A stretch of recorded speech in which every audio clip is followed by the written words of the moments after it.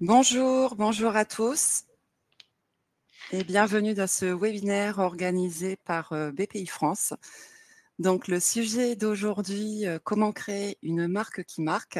Pour y répondre, j'ai le plaisir d'avoir à mes côtés Cassandre Da Silva, créatrice de la jeune marque Solera Swim, qui va partager avec vous son expérience de création de marque, et Quentin William, directeur de création chez BPI France, qui, quant à lui, vous éclairera sur toute la partie visuelle et verbale de la marque.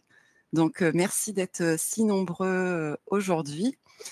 Et bonjour Cassandre, bonjour Quentin. Bonjour Delphine. Bonjour à Bonjour tous. Delphine, bonjour à tous. Donc, avant de commencer, petit rappel sur l'organisation. Donc, notre webinaire est enregistré et sera disponible dès demain en replay avec le support de présentation sur notre site, donc bpifrance-création.fr/webinaire.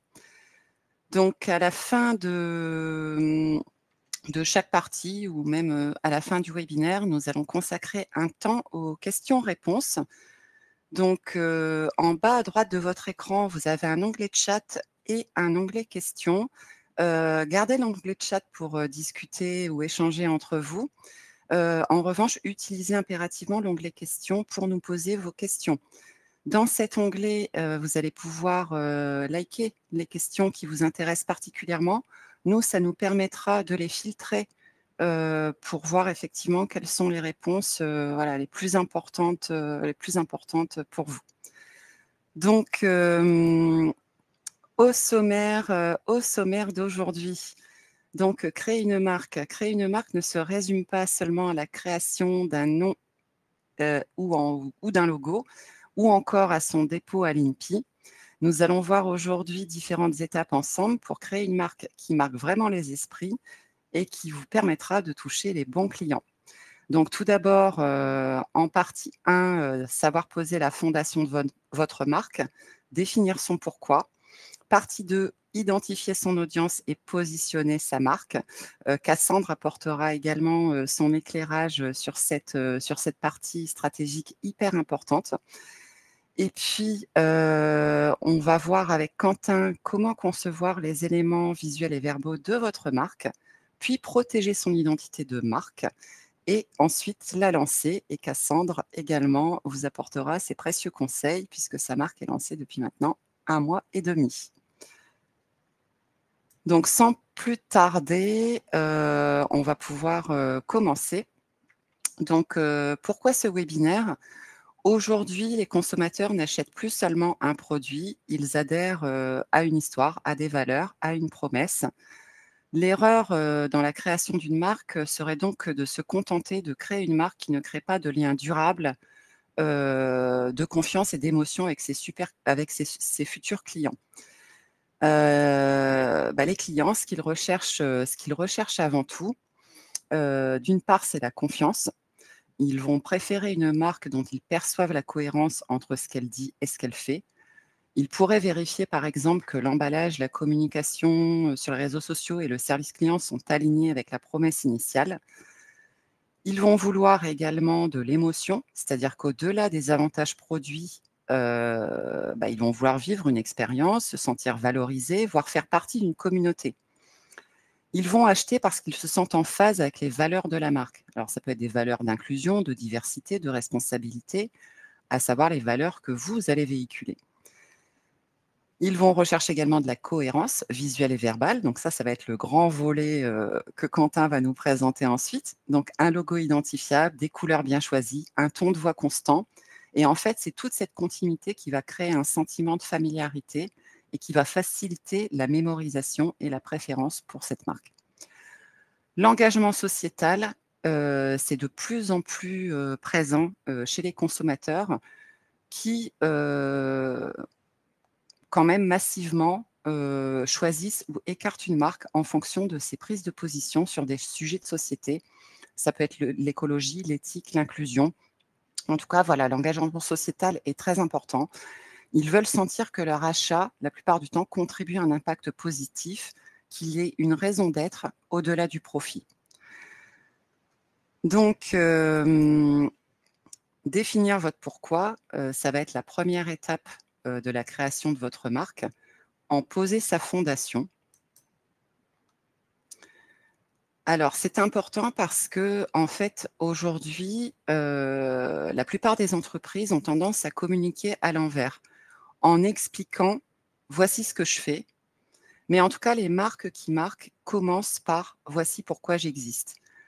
Donc, pour savoir expliquer, pourquoi votre marque existe, on peut s'inspirer de la méthode du cercle d'or. C'est une méthode, inspirée et popularisée par, Simon Sinek. À l'image, bon, ça paraît clair, votre why doit être au centre de, la raison, profonde de votre marque. Donc, on va expliquer quel est votre why, votre raison, d'être profonde. Ensuite, le comment, par quelle méthode, quel processus et quelle valeur vous apportez la solution à ce pourquoi. Et le quoi, quel produit ou service concret vous proposez à vos clients. Si vous commencez par parler de votre quoi, c'est-à-dire ce que vous vendez, vous risquez de vous noyer dans la concurrence. En revanche, en commençant par votre pourquoi, vous créez une connexion émotionnelle avec votre audience et vous différenciez durablement. Je vais vous donner 2 exemples parce que ça paraît, effectivement, assez théorique, ce que je vous raconte, mais une marque qui est plutôt bien connue maintenant, Michel et Augustin. Alors Michel et Augustin, c'est une marque française, de produits alimentaires qui a été fondée, depuis un petit bout de temps maintenant, en 2004, je crois. Elle s'est positionnée très tôt sur un marché hyper concurrencé. C'était pas les premiers à proposer des cookies ou, du lait à boire, aromatisé. Et en fait, ils se sont démarqués avec une identité de marque très forte, ludique et authentique. Leur promesse: «Trublion du goût». Ils ont choisi un ton volontairement, léger, décalé, un storytelling centré sur le produit, l'expérience client. C'est des petits gâteaux, qui sont vendus un peu comme des, gadgets, gourmands destinés à bousculer les traditions. Et en fait, leur why, leur pourquoi, c'est de faire sourire leurs clients en réenchantant l'alimentation du quotidien avec des produits simples, bons et pleins de fantaisie. Donc on voit qu'avec, tout l'univers, coloré, les anecdotes racontées sur leurs, emballages et leurs réseaux sociaux, ils font en fait du client le héros, tandis qu'eux-mêmes jouent le rôle de guide trublion. Donc, c'est ainsi qu'ils ont réussi à se différencier et surtout à créer une communauté soudée autour des valeurs de gourmandise, de convivialité et de spontanéité. Autre exemple, pour voir, pour aborder cet item du pourquoi, les jeans, ou la marque, 1083, enfin, ils ne font pas que des jeans, ils font aussi des chaussures, des accessoires, pour femmes et hommes. Donc 1083, ben, c'est pareil, ils se sont, installés dans le secteur de la grande distribution, donc un domaine hyper concurrentiel. La marque, elle a été fondée en 2013 par Thomas Huriez à Romans-sur-Isère, donc marque française, qui a été financée, avec une première campagne de financement, participatif sur Ulule. Leur pourquoi est assez explicite, réinventer le jean en limitant l'empreinte carbone et de fabriquer chaque produit à moins de 1083 kilomètres du domicile du client, soit la distance qui sépare les 2 villes les plus éloignées de l'Hexagone. Donc, leur différenciation, s'appuie sur, une production locale puisque tout a été relocalisé en France, le tissage, la teinture, la confection. La marque participe à la renaissance d'ailleurs de filatures, dans la Drôme et dans les Vosges. Ils appuient, la conception de leurs produits sur de l'éco-innovation, des toiles en coton bio, des fils recyclés, des semelles de basket conçues à partir de pneus usagés et cetera. Et ils ont surtout une transparence radicale sur, la carte d'identité, de leurs produits, qui détaille les kilomètres parcourus et le nom des ateliers. Donc le client, résultat, n'achète pas seulement un jean, il devient acteur d'une relocalisation industrielle et d'un modèle bas carbone. Cette mission claire nourrit un attachement de long terme malgré un prix plus élevé qu'un jean importé. Donc voilà pour illustrer, ce pourquoi. Donc pour clarifier votre why, alors vous n'aurez peut-être pas le temps de faire l'exercice, durant ce webinaire, mais en tout cas, le support, je le répète, est disponible, dès demain, en téléchargement avec le replay. Pour clarifier votre why, si vous créez une marque, vous pouvez vous poser ces 3 questions. Quel problème résolvez-vous? Quel besoin profond adressez-vous chez vos clients? Pourquoi est-ce important? En gros, quelle est la finalité plus globale de votre action? Et qu'est-ce qui manquerait à vos clients si votre marque n'existait pas? En gros, quelle serait la conséquence négative qu'aurait l'absence de votre marque pour vos clients sur votre marché ou votre secteur? Donc, cet exercice devrait effectivement vous aider à clarifier tout cela. La deuxième étape, importante, ça va être d'identifier votre audience. Donc, connaître son audience, c'est une étape essentielle pour construire une marque solide et pour cela, il va falloir, la questionner et aller à sa rencontre. Donc, l'objectif, ça va être d'affiner précisément qui est votre client idéal, ses besoins, ses freins, ses leviers psychologiques. Pour ça, on peut effectivement, opérer, 2 types d'actions. Faire mener des interviews qualitatives, donc aller à la rencontre, de prospects potentiels ou éventuellement de vos premiers utilisateurs et de leur poser des questions ouvertes. Leurs attentes, leurs problèmes, comment perçoivent-ils les marques concurrentes, et cetera. La deuxième action, que vous pouvez conduire, c'est un sondage qualitatif, heu, qui peut être fait via une enquête en ligne. Afin de valider vos premières hypothèses, valider la cible, évaluer l'importance des critères de choix et mesurer leur niveau d'intérêt. Le but, c'est d'obtenir, un échantillon, représentatif de votre marché pour, en fait, éviter de construire votre stratégie sur des, impressions subjectives. Heu, cette, cette connaissance d'audience vous permettra ensuite de construire les fameux personas, c'est-à-dire des fiches types qui incarnent vos segments de clientèle. Heu, Ces personas vont servir de référence pour toutes vos décisions ultérieures. Le ton de communication, le choix des visuels, les canaux d'acquisition. Vous pouvez avoir plusieurs personas, mais en tout cas, il faudra effectivement adapter, heu, votre ton, le langage, éventuellement les canaux à chacun d'entre eux. Pour chaque persona, vous allez remplir, son profil démographique, ses comportements d'achat, savoir, vous l'aurez, identifié, hein, par le biais des enquêtes, qualitatives et quantitatives, où il achète. Est-ce que c'est plus fréquemment en boutique, en ligne? À quelle fréquence? Quel est son panier moyen? Ses besoins, ses motivations, et ses freins et ses objections. Alors cette matrice, vous allez pouvoir la retrouver, sur notre, site. Donc en créant votre passe créa, donc Virgile va vous partager le lien. Donc le passe créa, c'est un parcours en 10 étapes, de l'idée jusqu'à l'immatriculation de l'entreprise. On vous donne, tout un tas de ressources, de documents et de méthodes pour pouvoir, voilà, créer, lancer, développer votre entreprise et vous y retrouverez effectivement, ces précieux templates pour pouvoir, construire votre, partie, stratégique.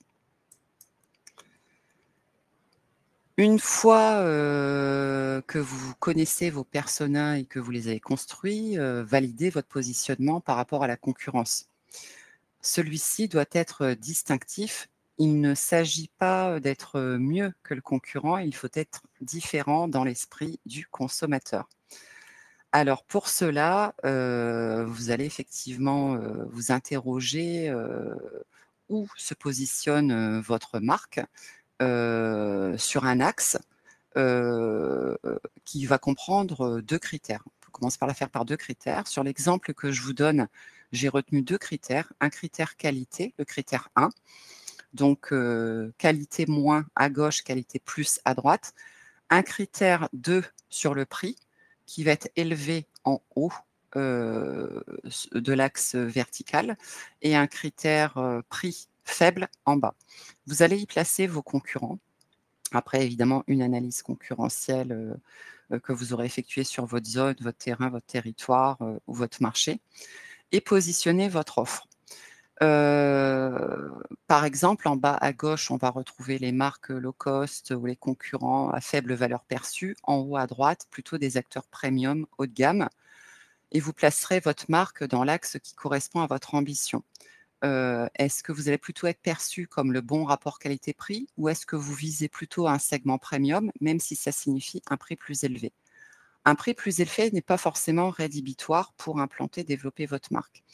Le tout, c'est d'identifier, des zones blanches, vides, ou des opportunités de niche.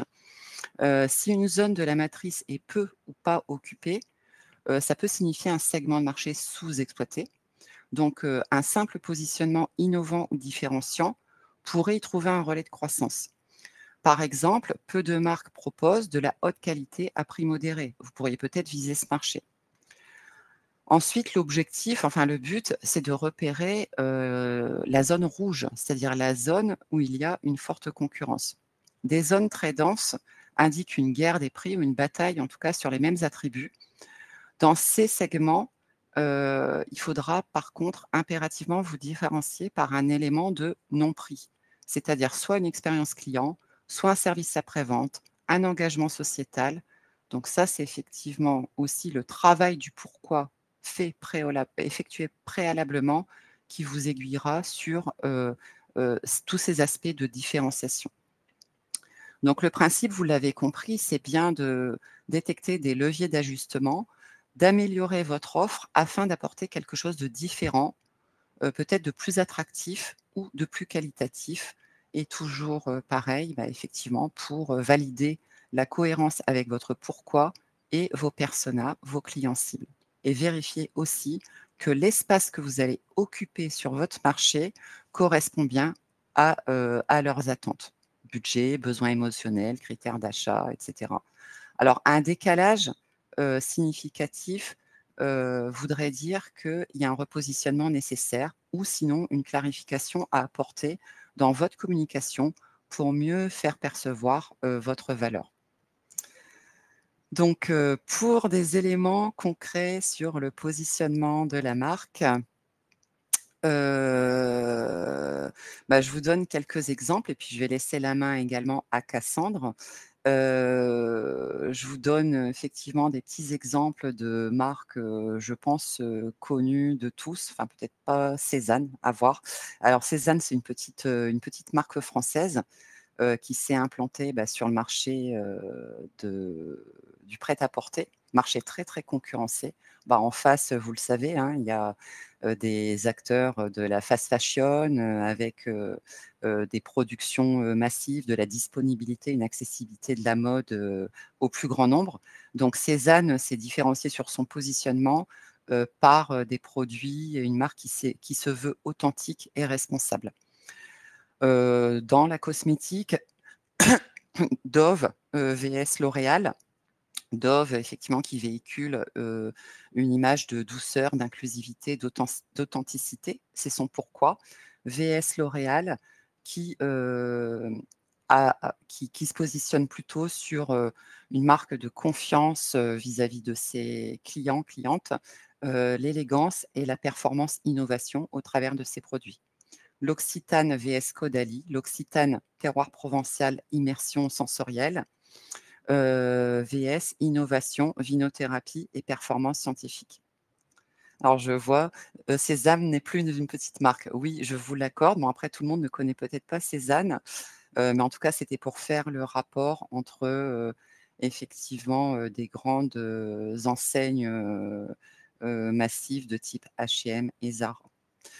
Je vais laisser la main, à Cassandre, pour nous parler, un petit peu plus, en détail du positionnement de Solera Swim. Donc, Cassandre, ta marque a été lancée il y a 1 mois et demi. Oui. Donc c'est un projet, que tu as mûri, depuis très longtemps. Alors la première question que j'ai envie de te poser, c'est qu'est-ce qui t'a donné envie de lancer ta propre marque de maillot de bain?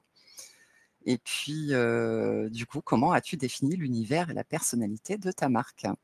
Eh ben, c'est une très bonne question pour commencer. C'est vrai que j'ai toujours eu envie d'entreprendre. Pour le coup, je pense qu'on pense tous la même chose si on est sur ce webinaire. Cette petite intuition, cette flamme qui nous pousse à nous lancer. Pourquoi une marque de maillot de bain aussi? Parce que bah, c'est quelque chose que j'ai toujours aimé. J'ai une collection énorme chez moi où je trouvais pas forcément des maillots de bain en France. J'allais vraiment les chercher un peu loin.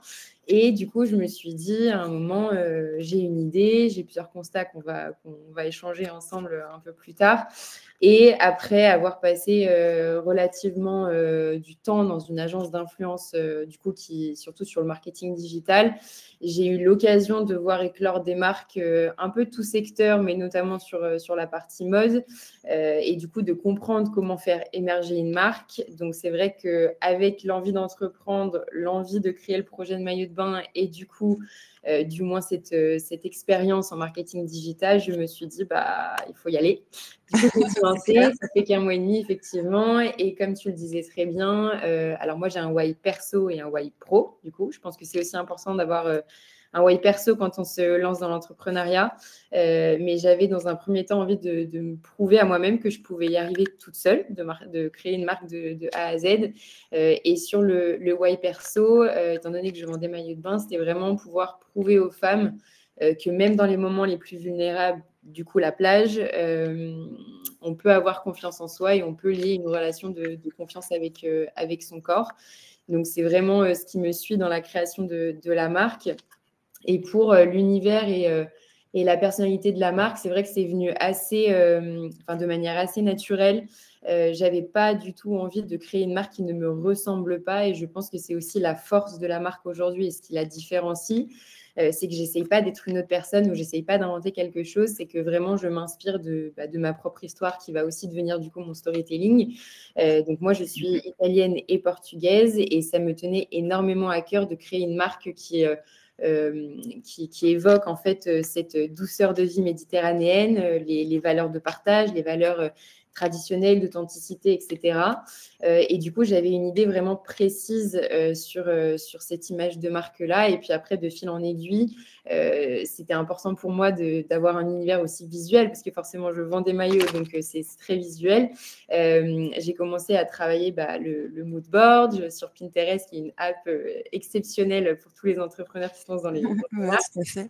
voilà. Et au-delà de juste créer en fait des maillots de bain, j'avais vraiment envie de vendre un état d'esprit, vendre une communauté aussi, parce que je sais qu'il y a beaucoup de maillots de bain sur le marché, mais la façon dont j'en parle et la façon dont les clients s'apparentent du coup à cette marque-là, ça fait toute la différence. Donc voilà. Ouais, c'est clair parce qu'effectivement, tu te positionnes sur un marché très, très concurrentiel et ça a été enfin oui, ça fait partie de tes premières réflexions, j'imagine, pour te différencier Tout à fait. et aujourd'hui, ta marque, est vendue en ligne, Mhm. principalement. C'est ça. Est-ce qu'il y a une stratégie est-ce qu'il y a une autre stratégie de diffusion? Alors pour le moment, effectivement, c'est encore très récent. J'ai vraiment lancé il y a un mois et demi, donc pour le coup, c'est vraiment du test and learn, vraiment une compréhension du marché. Est-ce que le produit fonctionne ou pas? À terme, bien évidemment, en termes de diffusion, j'aimerais pouvoir avoir des boutiques physiques et j'aimerais pouvoir être vendue dans des retailers.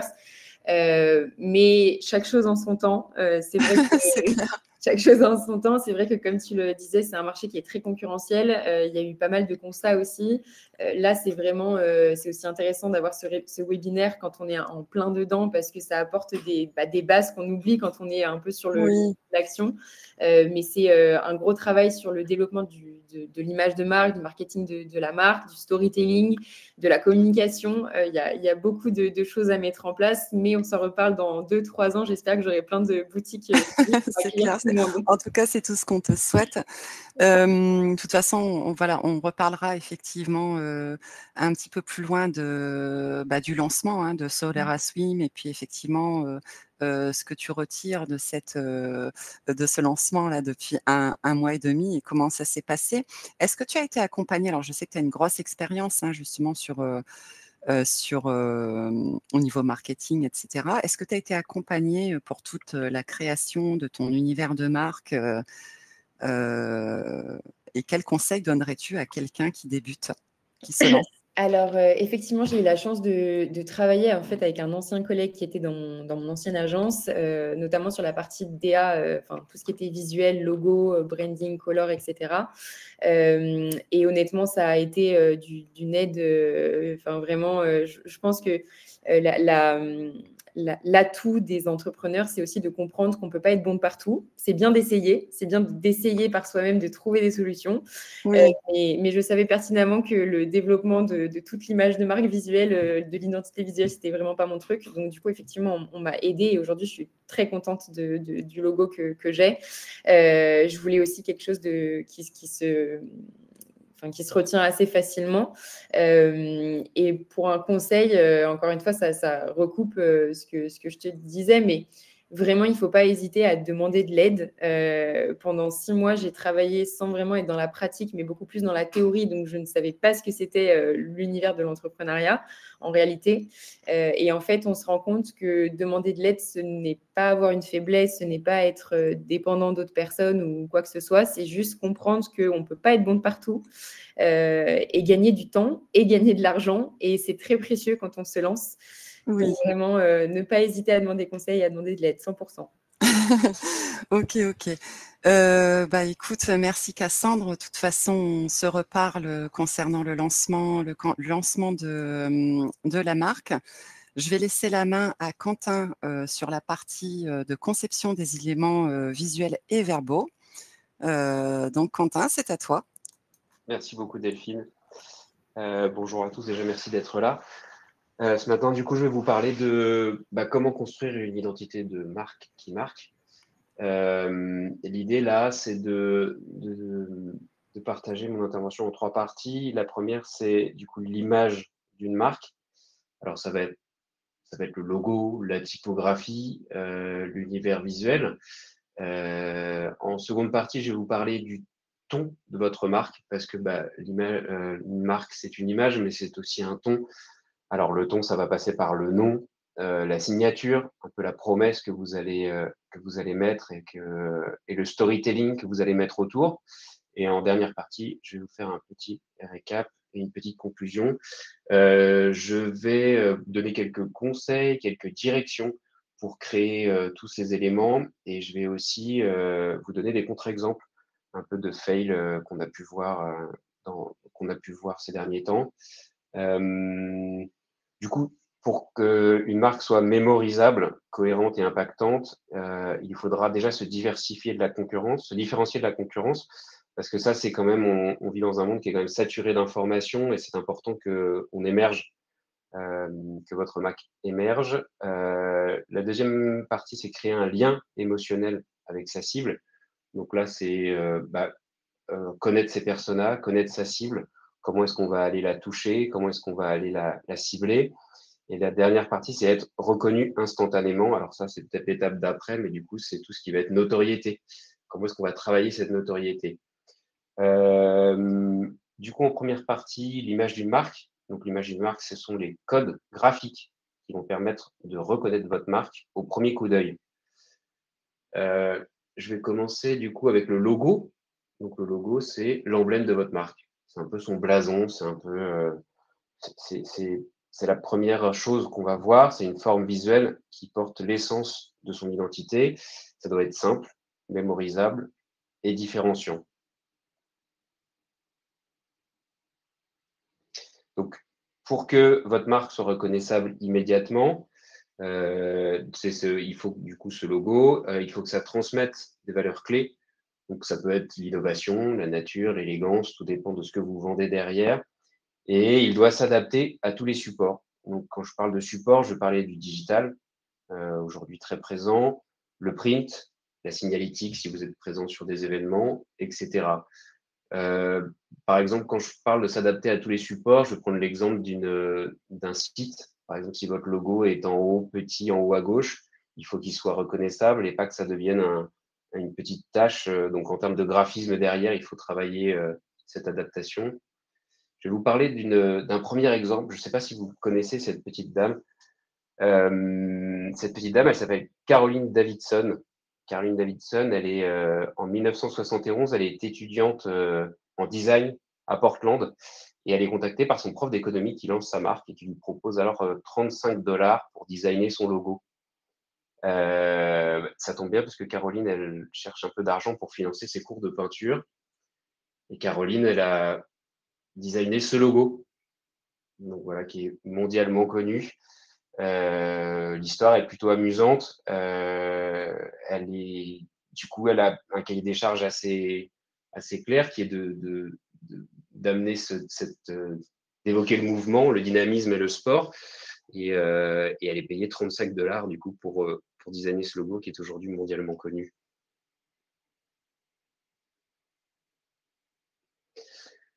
En ce qui concerne votre logo, je vais vous exposer quelques directions à explorer. Alors la première, ça va être le logotype. J'ai pris l'exemple de Coca-Cola qui est assez connu. C'est une version un peu typographique de votre nom. C'est comment vous allez le mettre en valeur avec du coup ces pleins et ces déliés qu'on va avoir avec Coca-Cola par exemple. La deuxième exemple, ça va être un symbole. Donc j'ai pris Apple. Il n'y a même pas de mots, il n'y a même pas de nom. Il y a juste cette pomme. Du coup, c'est en termes de notoriété et d'impact, on est vraiment au plus fort. Et le dernier exemple, ça va être le sigle. Donc j'ai pris Louis Vuitton, ça va être un monogramme, un peu des lettres stylisées. Voilà, c'est 3 directions que vous pouvez explorer pour designer votre logo. J'ai voulu vous parler de 2 autres logos, par exemple, à mettre en avant, le Dior et le Airbnb. Donc c'est comment est-ce qu'on va transmettre des valeurs. Je vous parlais d'élégance tout à l'heure. Et donc avec le Dior, on va avoir des typographies très élégantes avec ses pleins, ses déliés délicates. Et on va voir Airbnb qui va plutôt transmettre des valeurs de proximité qui vont être un peu plus modernes et un peu plus impactantes. J'ai 2 autres exemples avec un propos qui est en termes de logo, quand on avance un peu, on va parler d'évolution et pas de révolution. Donc le premier exemple, ça va être Google. On va voir que Google, en 29 ans, n'a pas vraiment changé de logo. Alors certes, il y a une évolution entre 97 et 2015, mais on peut voir que en termes de couleur, de typographie, on reste assez similaire. Aujourd'hui, c'est une notoriété, une grande notoriété. À côté de ça, je vais vous parler d'un fail. C'est l'histoire de Gap. Je ne sais pas si vous vous souvenez, il y a quelques années, Gap a refait son identité en commençant par son logo. Je vous le donne en mille, la nouvelle identité de Gap a tenu 7 jours parce qu'il y a eu ça n'a pas du tout été accepté par la cible. Donc c'est un fail total sur Gap qui est revenu du coup à son ancien logo au bout de 7 jours. Donc l'histoire est assez, quand je vous parlais de persona, d'identifier sa cible, comment est-ce qu'on va s'adapter à celle-ci, l'exemple est plutôt parlant. Après, je vais vous parler de la typographie. Donc on l'a vu avec Dior et Airbnb tout à l'heure, la typographie, elle participe au ton de votre marque et à la manière dont elle va s'exprimer. On va voir par exemple dans les BD, quand on va avoir des mots en majuscules, on va avoir cette sensation de cri, de puissance. La typographie que vous allez utiliser, ça va être pareil. On va avoir des typographies avec serif, comme je vous ai montré avec Dior. Donc ça évoque le traditionnel, le sérieux, le premium. Deuxième exemple, on a sans sérif, donc ça va être moderne, accessible et impactant, comme je vous ai montré avec Airbnb tout à l'heure. Derrière, on a la typo manuscrite, qui va évoquer plus ce côté proche, humain, artisanal, comme avec Michel et Augustin, dont a parlé Delphine tout à l'heure. On est vraiment sur ce genre de propos. Donc, comment est-ce qu'on va choisir sa cible? Ça, c'est en fonction de ce que vous voulez raconter. Derrière, je vais vous parler de l'univers graphique. Donc, l'univers graphique, ça va être les couleurs, les illustrations, les photos, les icônes, les formes récurrentes. C'est tout ce que vous allez utiliser pour faire parler votre marque. Ce sont des éléments qui créent une ambiance propre à votre marque. Et l'idée derrière, c'est qu'il faut que ce soit cohérent sur tous les supports d'expression. Encore une fois, je parlais de réseaux sociaux tout à l'heure, mais même en termes de print, il faut que tout ça soit cohérent et que votre marque s'exprime d'une seule voix. Donc, je vais commencer par les couleurs. Donc, il faut savoir que chaque couleur porte une émotion et une valeur. Je vous ai mis quelques exemples avec le bleu, par exemple, qui peut transmettre ces valeurs de confiance, de sérénité.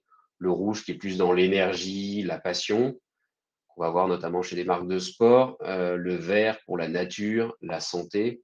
Et je vous ai mis un petit exemple avec Innocent, qui est une marque de jus de fruits et de smoothie, qui est, bon, de par le nom, on va transmettre cette notion de transparence, mais il y a aussi tout le packaging du coup, qui va jouer sur le blanc, qui va induire cette notion de pureté dans leurs produits. Voilà, il y a zéro sucre, c'est vraiment le propos qu'ils tiennent. J'ai un autre exemple avec Deezer. Alors, le Deezer, c'est assez intéressant parce qu'ils avaient un logo qui était assez à l'ancienne avant, mais qui était toujours basé sur ces ondes sonores. Donc, quand je vous parlais d'évolution tout à l'heure, on a toujours le même propos avec ces ondes. Deezer va utiliser le violet, qui est une couleur assez pop, qui est assez ludique, mais ça évoque aussi l'univers de la technologie. On voit pas mal de marques qui utilisent cette couleur dans le milieu. En termes de graphisme, on a ce cœur et ces ondes sonores, et du coup, ça va vraiment, on voit le mix des deux va donner ce logo, et c'est vrai que derrière, le propos de Deezer, c'est pas que de vendre la musique, mais c'est aussi de vendre de l'émotion. Donc, c'est cette promesse, c'est ce logo graphique qui va appuyer cette promesse de la marque. Et derrière, on voit comment ça peut se décliner. En termes de typographie, en termes de symboles graphiques, on en a fait des fonds, on en a fait des posts, la couleur, qui est très reconnaissable aussi. Qui est tout de suite identifiable et qui va tout de suite lancer la marque.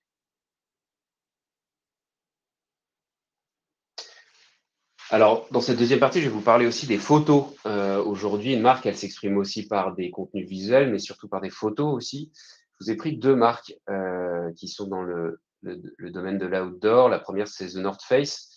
Donc, on peut voir le shooting photo. Il y a une photo qui est très authentique, avec une palette très naturelle, des typographies en oblique qui vont vraiment nous évoquer ce mouvement.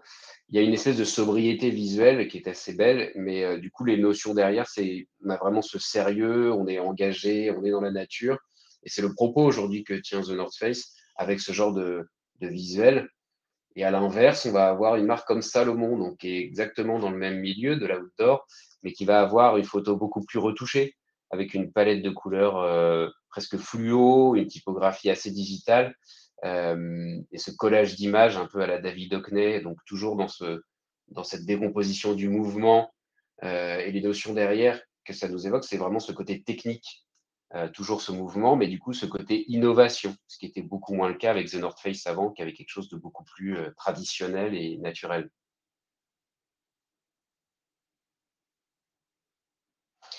Dans cette deuxième partie, du coup, je vais vous parler du ton de la marque. Donc le ton de la marque, ce sont les mots que la marque va utiliser pour se raconter. Et la première chose dont je vais vous parler, c'est le nom. Le nom de votre marque, il est très important. Il faut que ce soit signifiant, distinctif et mémorisable. Donc l'idée, c'est qu'il évoque une histoire, une mission, une émotion, une promesse. Le nom de votre marque, il doit refléter le positionnement de votre marque. Il faut que ça reflète aussi le ton, l'univers lexical. Donc, est-ce que votre marque va s'exprimer poétiquement, de manière engagée, populaire? Aujourd'hui, on a beaucoup de marques qui s'expriment de manière très militante aussi. Derrière, il faut qu'il soit facile à prononcer. Faut faire attention aussi que ce soit pas négatif dans les autres langues. Ça, c'est un détail, mais je pense que ça peut être important. Et derrière, en termes de disponibilité, il faut savoir que la première chose que va faire un utilisateur, c'est aller googler votre nom. Et c'est vrai qu'en termes de nom de domaine et de dépôt juridique à l'INPI, il faut quand même vérifier tout ça, mais je vais laisser Delphine aborder ce sujet après. Mais c'est vrai que la disponibilité du .com ou .fr peut être un point important dans le choix. Je vais vous donner quelques tips du coup pour créer votre nom. Le premier tip, ça va être la fusion des mots-clés. C'est tout bête, mais il y a plein de marques aujourd'hui qui choisissent, qui partent là-dessus pour créer leur nom. Donc, si je vous dis docteur et liberté, ça va donner Doctolib. Si je vous dis bio et coopérative, ça va donner Biocop. Donc, tout ça, en fait, c'est des notions que la marque veut transmettre à travers son nom, et du coup, elle va créer vraiment un mot en fusionnant ces deux notions. de valeur. Le deuxième tip que je pourrais vous donner, c'est aller inventer un mot qui soit évocateur. Alors, c'est un peu plus, comment dire, c'est un peu plus technique à faire, mais c'est vrai que ça peut être assez efficace. J'ai 2 exemples, comme par exemple Veolia. Donc, on a cette notion de vie, de vivant avec le V, vital.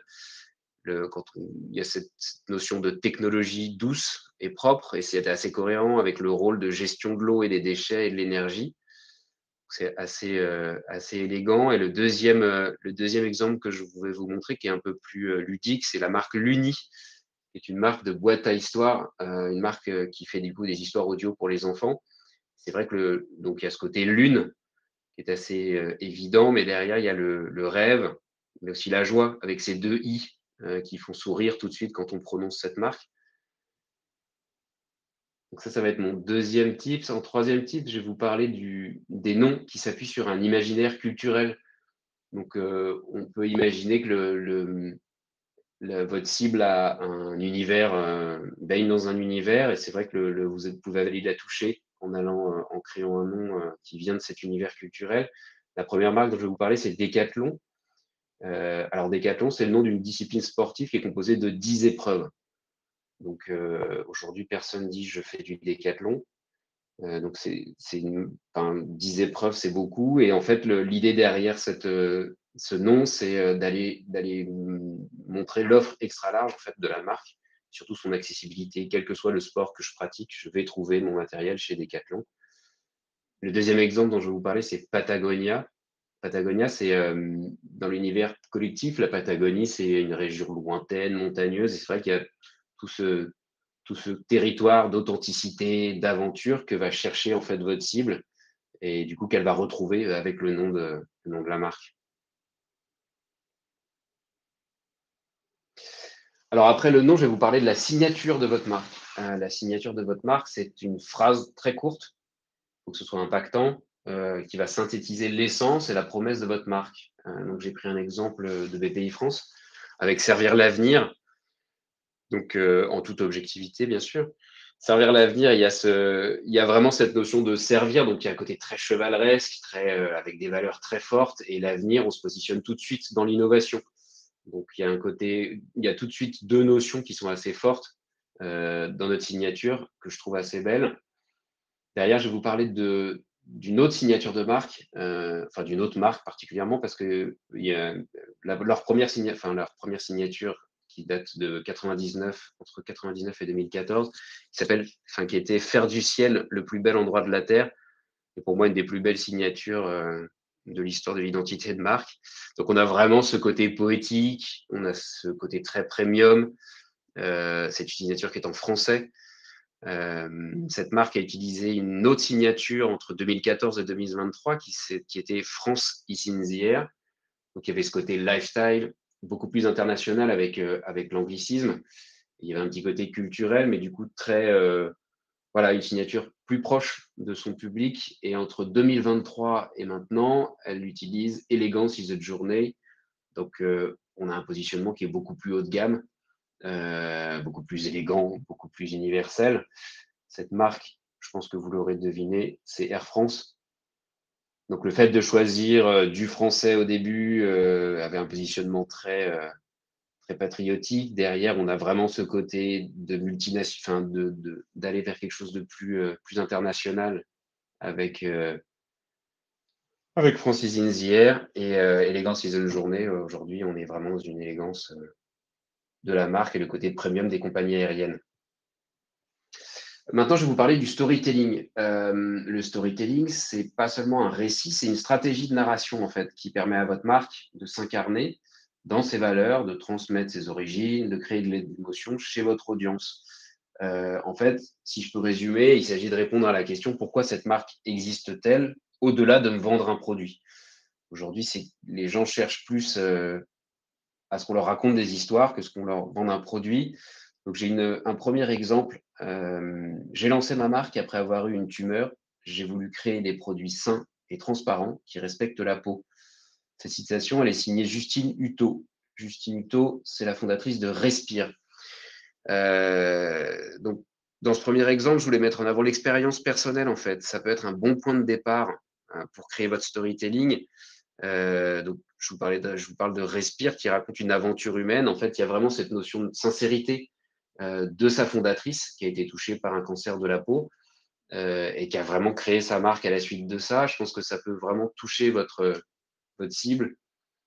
Derrière, je vais vous parler d'une autre marque. On s'est demandé pourquoi de belles lunettes devaient coûter un bras. On n'a pas trouvé la réponse, alors on s'est lancé.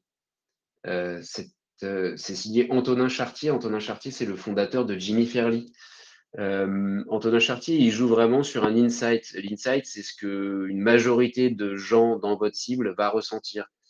Je ne sais pas vous, mais c'est vrai que quand je rentre chez l'opticien, je vois des montures de lunettes à 500 €, je comprends pas trop. Et c'est vrai que tout le monde se dit ça, et Jimmy Fairly, il répond en fait à cette question que beaucoup de gens se posent, beaucoup de gens qui portent des lunettes, bien sûr.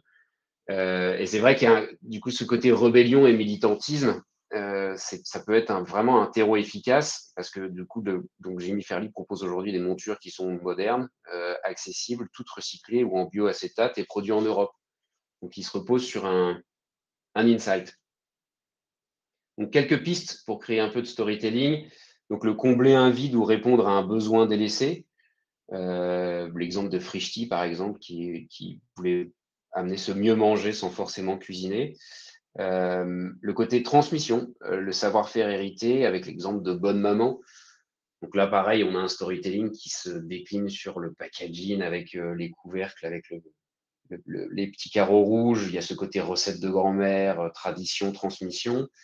On peut s'appuyer sur la communauté et le collectif. L'exemple de Blablacar, il est assez évident avec le côté entraide, partage, côté communauté des trajets.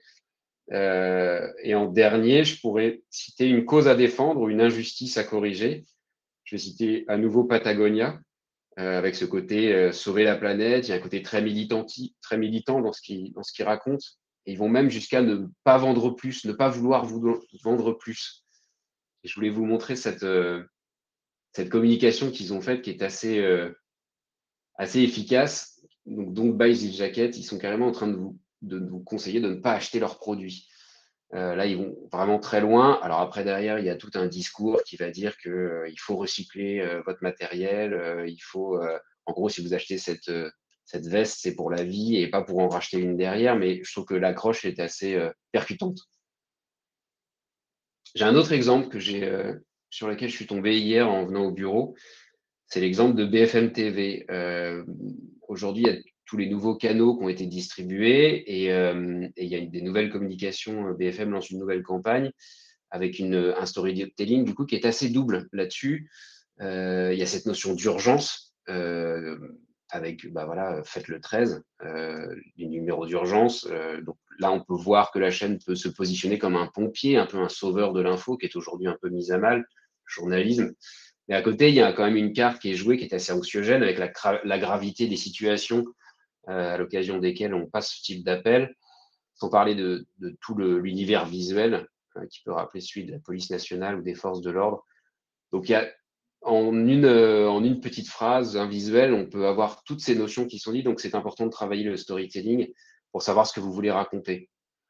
J'ai un autre exemple, c'est celui de Blue Origin. Alors, Blue Origin, c'est la société de tourisme spatial de Jeff Bezos. Blue Origin qui affiche une signature, donc un storytelling derrière, qui est For the Benefits of Earth. Donc là, je vais vous parler un peu ce contre-exemple, comme je l'avais fait avec Gab tout à l'heure. Le storytelling vante l'accessibilité de l'espace.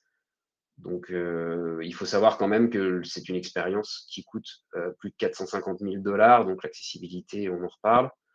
Et derrière, on a la signature. Je vous parlais de cohérence tout à l'heure. Il faut que votre ton soit sincère. C'est important que ce soit cohérent aussi sur tous les supports. On a une signature qui est For the Benefits of Earth. Il faut savoir que chaque passager d'un vol génère plus de 15 tonnes de CO2 en 10 minutes. C'est l'équivalent de ce qu'émet un Français en un an. Soit. Après, il faut savoir que quand on affiche au bénéfice de la Terre, c'est pareil. En termes de cohérence, on n'y est pas trop. Je vais terminer du coup avec un petit récap, pour construire une marque qui marque, il va vous falloir différents piliers. Donc, c'est déjà un nom qui soit mémorisable et différenciant, un logo qui soit immédiat et reconnaissable, un univers visuel qui crée une ambiance et de l'adhésion, un ton et un storytelling qui crée du lien et de l'émotion, et une signature qui soit impactante et projective. Pour finir, j'ai deux petits conseils un peu tirés de mes diverses expériences. Il faut savoir une identité de marque, ça ne se bricole pas, ça se réfléchit. Aujourd'hui, on a une intelligence artificielle qui est un outil qui est génial, que j'utilise au quotidien, qui est très rapide. Mais c'est aussi important de s'y pencher un peu plus pour que ça sonne juste, en fait, et que ce soit différenciant dans un monde aujourd'hui toujours plus saturé d'informations, et que vous ayez quelque chose qui vous appartienne, qui soit un peu personnel. Et en dernier conseil, j'insiste là-dessus avec l'exemple de Blue Origin, une identité de marque, c'est très long à construire et c'est très vite à détruire. Il faut savoir que en fait, c'est préférable que ce soit aligné avec vos valeurs et que ce soit cohérent sur tous les supports que vous utilisez. Ça peut être le site, le packaging, etc. Et éviter les fails comme on peut avoir avec un Gap ou un Blue Origin, comme je vous ai montré avant. Voilà, je ne sais pas si vous avez des questions. Il y a quelques merci Quentin, en tout cas, c'était très riche et très intéressant. On a quelques questions qui concernent toute cette partie. Est-ce que tu veux les trier ou je t'en donne Ouais, quelques-unes? tu Je peux t'en m'en passe quelques-unes. pousser. Alors Stéphanie qui nous demande: que pensez-vous de l'utilisation d'un prénom personnel ou non dans le choix d'un nom de marque? Trop narcissique, point d'interrogation, trop personnel, point d'interrogation. Encore une fois, ça dépend de ce que vous voulez raconter, en fait. Soit vous voulez, alors je ne sais pas dans quel domaine vous travaillez, mais on va retrouver ça chez les créateurs de mode, par exemple. Euh, Tout dépend de votre cible et ce que vous voulez raconter. Si vous voulez raconter un point de vue personnel, ça peut le faire. Après, il faut savoir qu'en termes de notoriété, vous n'allez pas, au tout début en tout cas, vous n'allez pas pouvoir raconter grand-chose, quoi. Alors, oui, on ne sait pas effectivement le secteur d'activité. Tiffaine, oh là, j'ai beaucoup de questions qui arrivent. Tiffaine, un logo est-il toujours obligatoire? Doit-on penser directement à un nom de marque en anglais si on vise de s'étendre à l'international? Alors, Euh, ouais, encore une fois, ça dépend de ce que vous voulez raconter, parce qu'un nom en français à l'international, ça peut être hyper intéressant et ça peut être notamment dans des domaines où enfin, où on s'exporte beaucoup, que ce soit la culture, la mode, la gastronomie. Garder un nom en français, ça peut être très intéressant aussi. Donc, encore une fois, ça dépend de ce que vous voulez raconter. Est-ce que ces conseils logos, typos, noms de marque peuvent s'appliquer à un restaurant? Je trouve que ce n'est pas adapté comme technique, notamment celui du nom de marque. Auriez-vous des conseils pour les restaurants? On a des restaurants qui ont déposé leur logo et leur nom de marque, plein. Oui. Encore une fois, ça dépend ce que vous voulez raconter. Ça dépend comment vous vous positionnez dans la restauration. Est-ce que ça va être plus quelque chose de l'ordre de l'accessibilité ou plus quelque chose de premium et gastronomique? Encore une fois, tout dépend de votre cible et de ce que vous voulez vendre derrière. Et écoute, je vais prendre une dernière question. Existe-t-il une présentation qui décline toutes les couleurs avec leur signification? Est-ce qu'il y a des outils qu'utilisent les créatifs pour ça? Oui, alors ça va être un peu. Je sais qu'il y a un monsieur qui s'appelle Pastoureau qui a écrit qui a fait toute une série de livres sur les couleurs et leurs histoires. Alors ça va être un peu long, je pense que vous pouvez trouver des résumés ou des récapitulatifs, mais il y a toute l'histoire des couleurs, que ce soit à travers les âges, mais aussi ce qu'elles reflètent, ce qu'elles vont induire comme notion chez l'utilisateur. Donc il a décliné pas mal de volumes à ce niveau-là. OK, on va en rester là pour la partie questions. Il y a eu beaucoup de questions aussi, savoir sur le replay, le support. Je sais que je suis allée un petit peu vite sur la première partie, mais vous voyez, il est déjà midi, on n'a pas vu le temps passer ensemble. Le support et le replay sont bien évidemment disponibles sur notre site, d'ici demain. On va voir, après avoir vu comment créer et formaliser votre identité de marque, il est important de se poser la question de sa protection, juridique. On a eu beaucoup de questions dans le chat à ce sujet. Alors, à savoir que ça pourrait faire l'objet d'un webinaire à part entière, puisque entre la protection effectivement de sa marque en France, en Europe, à l'international, j'ai vu des questions passer, à ce sujet. On a un webinaire, complet qui a été réalisé, par, notre juriste, Marine Sodreau, il y a quelque temps. J'ai Virgile qui va vous le partager dans le chat. Sinon, il est disponible également sur le site BPI France, bpifrance-création.fr. Donc, je vous invite à aller revisionner le replay de ce webinaire, puisque effectivement, on ne pourra pas rentrer dans chaque particularité du dépôt de marque. En tout cas, pour vous redonner la définition, en tout cas juridique, d'une marque, le code de propriété intellectuelle nous dit que la marque de produit ou de service, c'est un signe servant à distinguer des produits ou services d'une personne physique ou morale de ceux d'autres personnes physiques ou morales. Alors, par signe, il faut entendre une lettre, un chiffre ou une suite de lettres et de chiffres, un mot, un slogan, un logo, un dessin modèle, un sigle, une couleur spécifique ou encore une phrase. Donc, en tant que signe distinctif, la marque doit permettre de se différencier, précisément les produits ou services d'une entreprise de ceux proposés par ses concurrents. Elle confère à l'entreprise non seulement une identité propre, mais aussi un avantage concurrentiel. Les critères ou les conditions de validité d'une marque, ils sont au nombre de 4.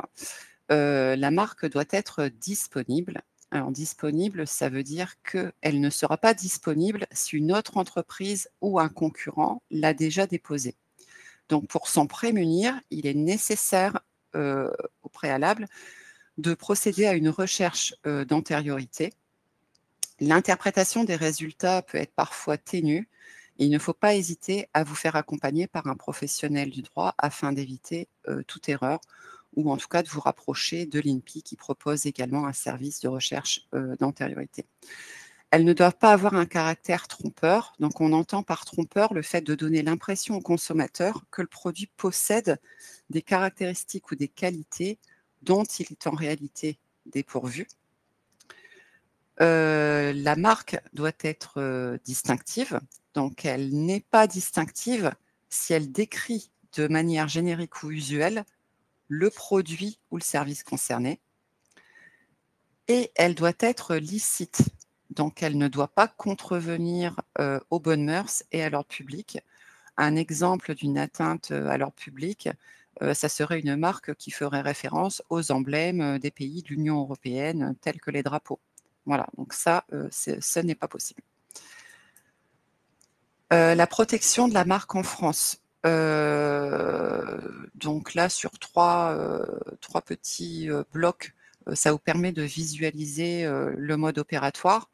Et je vous invite effectivement à aller plus loin. Je vous ai mis dans le PDF qui sera disponible en replay le lien vers un contenu plus complet, comment déposer une marque. Et je vous rappelle que nous avons un webinaire aussi sur ce qu'on peut protéger, ce qui est protégeable et ce qu'on peut protéger en France. Donc, le dépôt d'une marque à l'INPI vous donne l'exclusivité d'usage sur des classes de produits, sur les classes de produits que vous aurez définies. Concrètement, personne ne pourra copier votre nom ou un signe trop proche du vôtre. Sans dépôt, c'est certain qu'un concurrent mal intentionné pourrait s'approprier votre nom et vous contraindre à tout changer. Le dépôt de marque à l'INPI confère à l'entreprise plusieurs choses. D'une part, un droit d'exploitation qui permet de protéger sa marque et d'en revendiquer la propriété, le droit d'agir en justice pour défendre la propriété et l'utilisation de sa marque, le droit d'interdire aux tiers de l'exploiter dans le même secteur d'activité que le vôtre, éventuellement la possibilité de la céder ultérieurement à un tiers, par exemple, pour créer une licence et en tirer des revenus. Vous avez aussi la possibilité d'intenter une action en justice à l'encontre d'actes de concurrence déloyale, de parasitisme ou de confusion aux yeux des clients si quelqu'un s'amusait à utiliser un nom ou une enseigne ou une marque proche de la vôtre. Voilà. Donc, je vous ai remis effectivement la procédure de dépôt de marque à l'INPI et puis la suite qui est donnée au renouvellement, au dépôt de marque internationale ou aux surveillances de la marque. Voici pour cette partie. Donc, nous allons terminer ce webinaire. Il y a eu beaucoup de questions aussi pour Cassandre. Donc, on a notre audience qui attend avec hâte toute la manière dont c'est lancé Solera Swimwear. Donc, on a eu plein de bravos et d'encouragements à ton égard. Donc, c'est super. Donc, en fait, sur le lancement de Solera, avant de rentrer dans le vif du sujet, je voulais savoir comment tu as décliné ton univers de marque sur tes premiers supports, site internet, réseaux sociaux, packaging, donc un petit peu sur la construction de l'image. Comment tu as décliné cet univers ? Ça a été un gros travail d'essayer d'avoir une cohérence en fait déjà visuelle, notamment sur les réseaux sociaux. Ça m'a pris beaucoup de temps, mais en fait, si vous faites un tour sur Instagram, allez-y, n'hésitez pas. J'ai réalisé tout un shoot en Corse. Du coup, l'idée c'était vraiment d'avoir cette continuité d'image de marque, de douceur de vie méditerranéenne, du voyage en Méditerranée, etc. Et du coup, comme vous pouvez le voir, on a vraiment les filles qui sont shootées soit dans un petit village un peu bucolique, soit sur la plage, soit dans le gîte. Donc ça, c'est des visuels qui m'ont suivi en fait et sur les réseaux sociaux et sur le site et qui participent aussi finalement à l'univers de la marque parce que, comme expliqué, on est vraiment sur quelque chose de très méditerranéen. Après, ça a été aussi beaucoup de compréhension, en tout cas de comment je pouvais vraiment porter ces valeurs de marque et cet univers de marque à travers les produits. Donc, chaque produit a un nom alors italien, du coup. Donc, on va s'appeler Fiore di Lavenda ou Oliva di Capri, enfin des choses comme ça. La tagline aussi. La tagline était très importante pour moi parce que c'est aussi la reason to believe pour ceux qui connaissent du coup en marketing. Alors, la tagline était en anglais. J'ai vu passer des personnes qui étaient déçues que ce soit en anglais. Je suis navrée. Mais ça, c'est Everybody Loves Mediterranean Girls. Ça aussi, ça a été très utile pour moi pour l'univers de marque. Et notamment, j'ai lancé un t-shirt qui n'était pas prévu pas plus tard que ce week-end. Oui, avec cette tagline-là qui a énormément fonctionné parce qu'encore une fois, on est sur l'aspect communautaire de la marque. On va au-delà du produit. On achète vraiment l'image de marque dont on s'est parlé tous ensemble avant. Et enfin, je pense que c'est aussi beaucoup sur le ton de voix. Pour toujours avoir cette continuité de vacances entre copines que veut donner la marque. Je m'adresse à mes clientes comme si c'était mes copines, que ce soit par la newsletter, par les réseaux sociaux ou même sur le site web. Donc, il y a un tutoiement aussi, ce qui peut être un peu particulier au début. Mais en tout cas, tout ça englobe, on va dire, l'univers de la marque. Voilà. Quelle place tu as accordée au storytelling sur ta com ? Toute la place. C'est ça. Toute la place. Comme disait Quentin, le storytelling, c'est la chose capitale quand vous lancez une marque parce que en plus de ça, aujourd'hui, on a la capacité d'avoir des réseaux sociaux où aujourd'hui, tout est facile d'accès pour les consommateurs. Et je pense que notre génération, du coup, donc celle que je fais partie, la nouvelle, on est très enclin à acheter des produits où en fait on connaît l'histoire de la marque, l'histoire de la personne qui crée cette marque-là. Donc, pour te répondre, effectivement, le storytelling, ça a été la base de toutes mes stratégies, même avant que la marque soit lancée. J'en parlais déjà sur mes réseaux sociaux. J'étais très ouverte là-dessus. Je parlais de mes origines, des voyages que je faisais au Portugal, en Italie, des traditions que je pouvais avoir avec mes parents, etc., etc. Et en fait, ça a complètement bâti la marque d'une façon assez naturelle parce que, encore une fois, je ne mentais pas. C'était vraiment des choses qui me tenaient à cœur en plus de ça. Pareil, le storytelling. Alors, j'ai aussi vu une question et qui était très justement posée. Qu'est-ce qui me différencie aujourd'hui de mes concurrents? Sur l'aspect produit, j'ai la particularité de vendre uniquement des culottes qui sont dites high leg. Des culottes high leg, qu'est-ce que c'est? C'est une culotte qui va vous permettre d'avoir beaucoup plus de maintien de 1 et de 2, d'affiner visuellement les jambes. Alors, je ne l'ai pas sorti de mon chapeau. Pareil, on est toujours sur le côté storytelling. En fait, c'est ma maman italienne qui m'a toujours appris à les porter très, très haut pour, encore une fois, allonger et affiner visuellement les jambes. Et aujourd'hui, c'est une base, en fait, de mon image de marque, encore une fois, parce qu'on a cette idée d'héritage méditerranéen de mère en fille et c'est une connexion émotionnelle que je suis en train de créer avec le consommateur, avec les clientes. Bref, je ne vais pas prendre trop de temps parce qu'on a déjà pas mal avancé sur le temps. Voilà, le storytelling, c'est capital dans toutes les stratégies. Oui.